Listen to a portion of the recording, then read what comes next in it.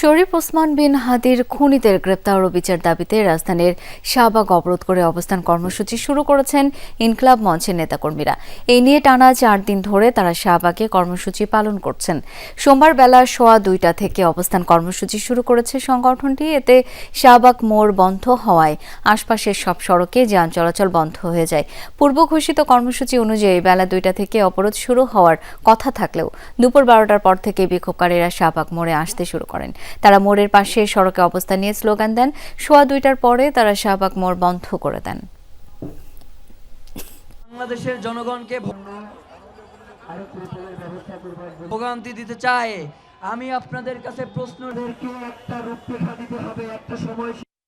এই শহীদ হাদি চত্বর থেকে আপনাদেরকে জানাতে চাই, আপনারা 12ই ফেব্রুয়ারি পর্যন্ত ক্ষমতায় থাকবেন না। আপনাদের সেই অধিকার নাই যেই ন্যায় বিচার করবার জন্য আপনাদেরকে এই ক্ষমতায় বসানো হয়েছিল। আমরা জানতে চাই আপনারা সেই ন্যায় বিচারের কি করেছেন।